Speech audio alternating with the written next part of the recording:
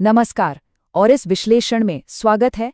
आज हम एक ऐसी अदृश्य पहाड़ी के बारे में बात करने वाले हैं जो हमेशा हमारे सामने होती है, लेकिन हम उसे देख नहीं पाते। ये है पृथ्वी का अपना उभार, जिसे अर्थ बल्ज कहते हैं। चलिए इसमें और गहराई से उतरते हैं। चलिए एक सीधे से सवाल से शुरू करते हैं। मान लीजिए कि एक सपाट मैदान में दो टावर हैं जो एक दूसरे से ठीक 10 किलोमीटर की दूरी पर हैं। अगर हम एक टावर से दूसरे टावर तक एक बिल्कुल सीधी रेखा खींचें, तो बीच में जमीन उस रेखा से कितनी नीचे होगी, या दूसरे शब्दों में कहें तो वो कितनी उभरी हुई महसूस होगी? इसका जवाब इस तस्वीर में छुपा है। देखिए, ये कोई असली पहाड़ी नहीं है, ये तो खुद हमारी धरती का घुमाव है।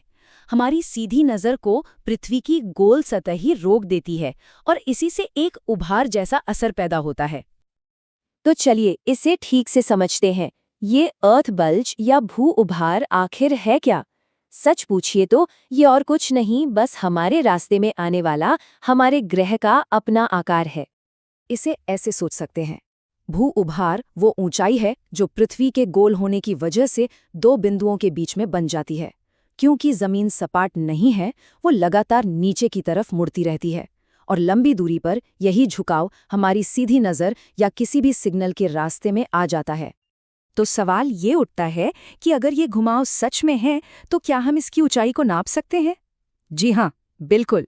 और इसके लिए बस कुछ बहुत ही बुनियादी जानकारी की ज़रूरत होती है। इसे कैलकुलेट करने के लिए हमें बस दो खास चीज़ों की ज़रूरत है। पहली है आर, यानी हमारी पृथ्वी की त्रिज्या, जो करीब करीब 6,37,001 मीटर है। और दूसरी है डी, यानी उन दो जगहों के बीच की दूरी, जिसे हम मीटर में ही नापेंगे। अब आती है इसकी सबसे मज़ेदार बात, इसका गणित। इस भू उभार, जिसे हम एच कहते हैं, उसे निकालने का एक फॉर्मूला है।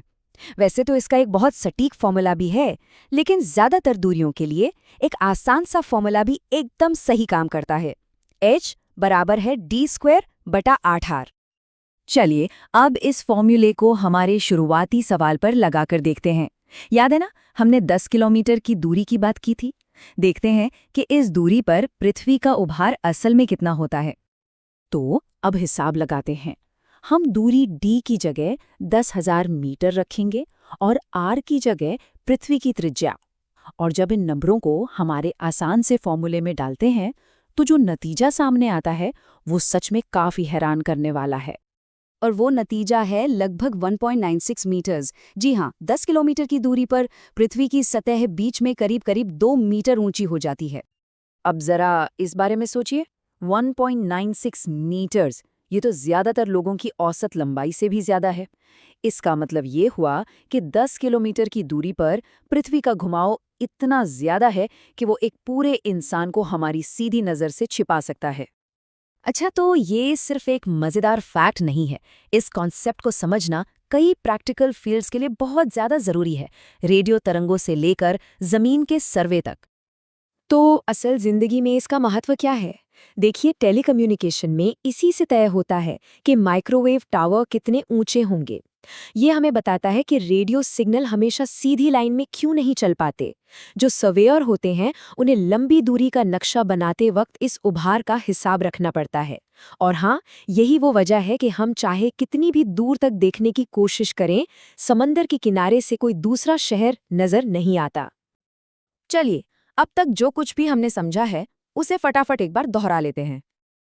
तो संक्षेप में, भू उभार पृथ्वी के गोल होने की वजह से पैदा होने वाला झुकाव है। इसे नापने के लिए हमें पृथ्वी की त्रिज्या और दो जगहों के बीच की दूरी चाहिए। और हमारे 10 किलोमीटर वाले उदाहरण ने ये दिखाया कि ये उभार लगभग 1.96 मीटर का होता है, जो कि सच में काफी ज्यादा है। तो अगली बार जब कोई एक लंबे सीधे रास्ते को देखें, तो उस अदृश्य पहाड़ी को जरूर याद करें जो हमारी नजरों और क्षितिज के बीच में खड़ी है। और ये हमें एक बड़े सवाल पर लाकर छोड़ देता है, ऐसी और कौन सी अदृश्य ताकतें और विशाल पैमाने हैं जो हमारी तकनीक और हमारी दुनिया की समझ को चुपचाप आकार दे रहे हैं।